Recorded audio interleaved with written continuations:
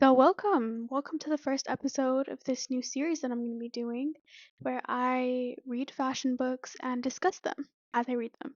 I'm currently reading Stitched Up by Tansy Hoskins, and I just finished the introduction in chapter one. So that's what we're going to be discussing today. This is not really like an essay or anything. I'm just here talking about the book and about my thoughts on it. This book critiques the idea that fashion is purely a form of art and purely a form of creative expression, saying that it goes so much deeper. Despite the glamour and the glitz around it, the industry is based on exploitation and is very commercialized. And while I do think that fashion can be creative, while it can be revolutionary, while it can be beautiful, these concepts kind of obscure the harsh realities behind it. We kind of overlook the exploitation that the industry is based on. And I just have my notes here. If you see me looking, that's what I'm looking at. And Hoskins talks about ideologies and says how the ideologies that we're conditioned to have influence how we look at fashion. Well, ideologies kind of influence how we look at everything. They're a set of beliefs and values that shape society and justify the way things are. And I just want to say that because I myself wanted a clearer definition of it. So yeah, what makes us forget and not pay attention to how our clothes are made are ideologies that are placed onto us by capitalistic societies, by marketers and advertisers. Well, those are the same thing, but by marketing and corporations and the people in power. They kind of make fashion seem like it's only a symbol of creativity, of success and status and nothing more. We are not conditioned. We're not allowed, I guess, to or they kind of take our attention away from the harsh realities behind fashion, like exploitation, like unpaid workers, unpaid labor, that's the word, and environmental destruction. When you throw away clothes, I'm sure like everybody knows about landfills, but the landfills are in these third world countries like India and Ghana and Nigeria. Like they're just dumped there, which is so crazy because why is a certain country a dumping ground and another one isn't? So yeah, ideologies just make us focus on the final product, just see a piece of clothing for what it is and the environment that it is in when we see it, like Fashion Week or like on a celebrity or on an influencer or like at an event. We just associate the item of clothing with that rather than the exploitation behind how it was made. Hoskins used an example of Queen Victoria's coronation dress in 1837 that I'm going to share. I'm just going to read the quote because it was a little long and she wrote it well, so why not? So she said, "Is this dress the symbol of the divine right of one family to rule all others, or does this dress represent tens of millions dead in famines across India in the late Victorian holocausts that created the so-called Third World?" So it's just an example of how ideology shapes the way people perceive fashion and power.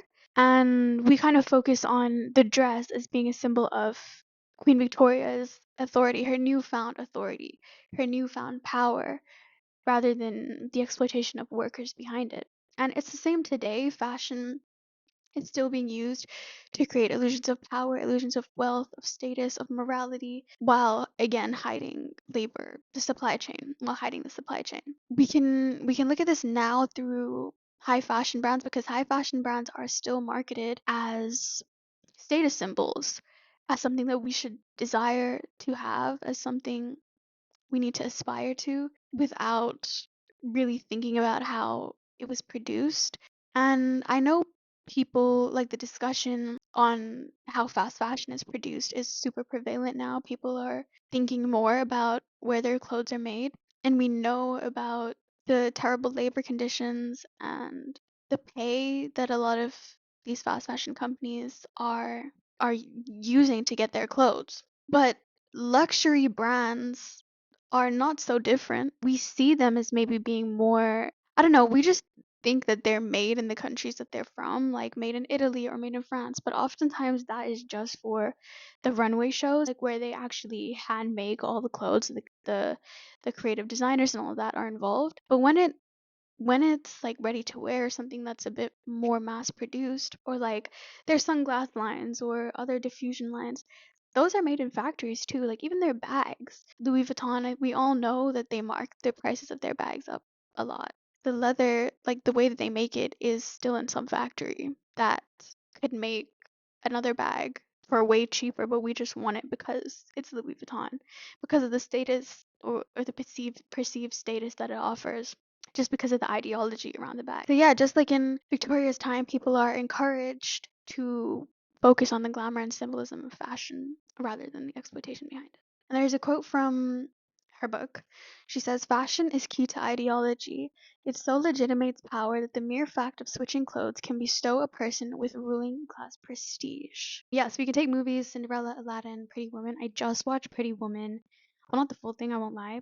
I just watched Pretty Woman yesterday to understand this. Yes, we'll take Cinderella because that's the one that I know the best.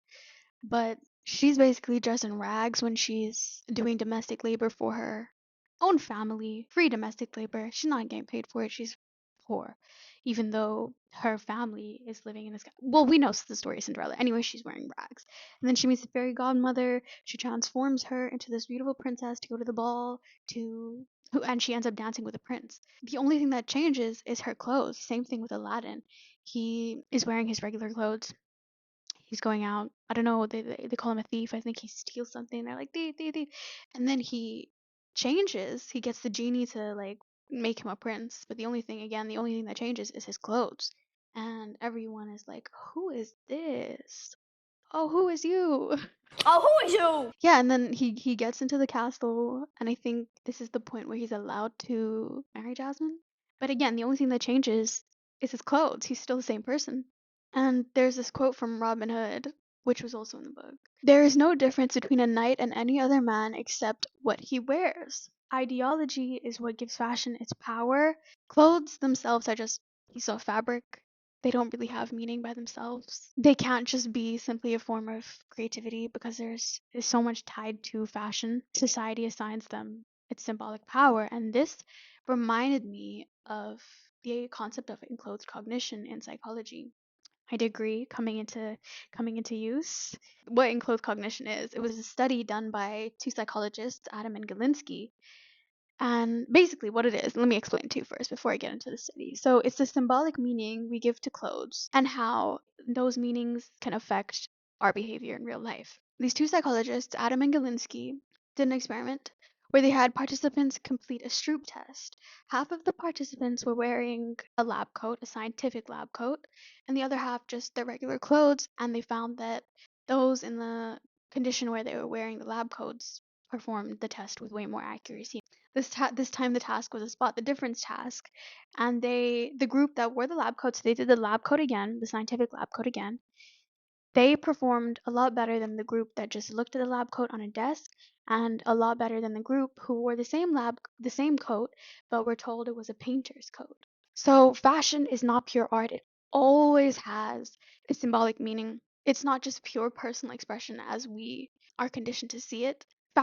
Like clothing fashion, is tied to capitalism. It's political and often shaped by larger systems of power that dictate what we wear, why we wear things, how the industry operates. And what Hoskins says is that understanding or seeing through these ideologies will help us change for the better. So now onto the first chapter. It's called Owning It, and it's basically about who owns fashion. So she ties this to, well, she goes back to both the wars. She uses this to relate to, well, she uses the wars to tie fashion to ownership and control, and to just basically understand how deeply integrated it is with power and politics and capitalism. So during the wars, a lot of retailers and manufacturers and luxury fashion houses profited, well, or benefited directly or indirectly from the war because they were making soldiers uniforms. And there was this one man called Montague Burton. That's not his real name, but he changed it to that when he moved to the UK. Basically, he started as a door-to-door tailor, just doing work here and there for people. I don't know where I was going with that. And eventually, as he built up his reputation and got his bag, he opened a few shops and then eventually a factory. 5 years after that, he had 14 shops and was basically mass producing menswear in limited styles and limited colors for the working class. So they kind of had this uniform, this unofficial uniform, I guess, because there was nothing else. And maybe I think that's why a lot of these videos that you see of Britain, or like these old videos from like 1918 and 1914, they all seem to be wearing the same thing. It seems like, oh, they had trends back then as well, but that was literally like the only clothes that they were producing.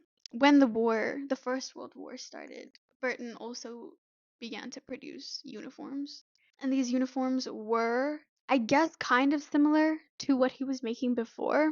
They were just uniforms for war instead of labor. Fashion is never just about personal style, it's shaped by economic and political systems. So in this case, it benefited the fashion industry and war efforts. The war influenced fashion a lot. So this is after World War II, but there was a growing popularity of more utilitarian, military-inspired clothing in everyday life.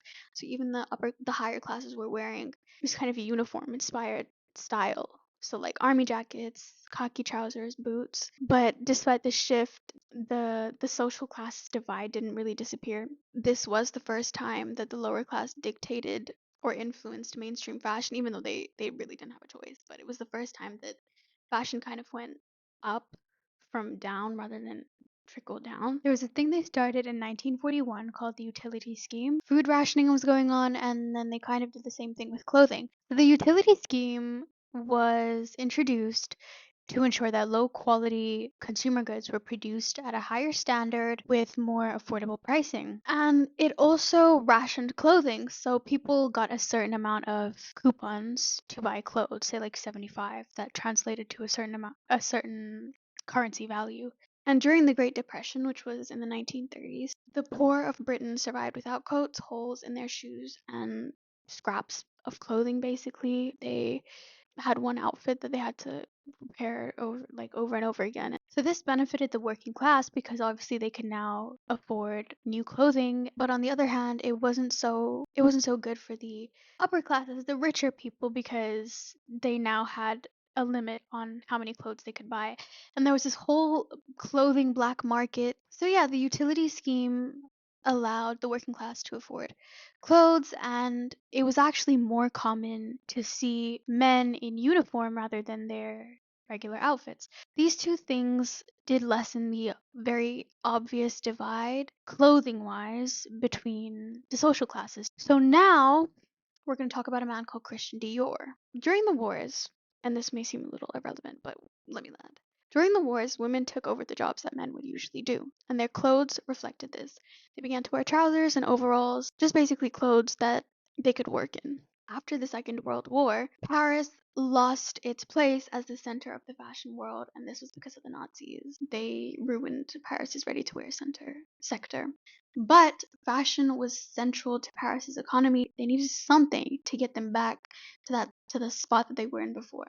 During the war, a man called Christian Dior was designing clothes. He was designing clothes for Nazi official wives and French collaborators. In 1947, he created something called the New Look, where he basically designed clothes similar to what was being worn pre-war. So these big skirts, extremely small waistlines, there were corsets inside them. And at the same time, the utility scheme was still running. The utility scheme is what let the working class afford clothing, right? And because they could afford clothing, and because it was the wartime, everyone was kind of wearing the same thing, the working class and the upper classes were dressed the same. So now this new look comes around at the end of the war, and like I said, it's completely different to what people were wearing during the war. Women were wearing trousers, and men were wearing mostly their war uniforms. So this new look reintroduced class divides again, and it also matched the political agenda of the war ending and women needing to get back in the house, basically. They were like,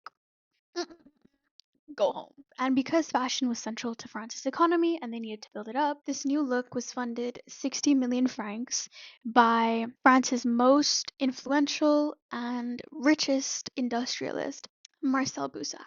And because of this, the look had its own ads. It basically went viral. It had ads everywhere. It was in all the department stores. Publicists sent the look out to these influential women to wear and to be photographed in.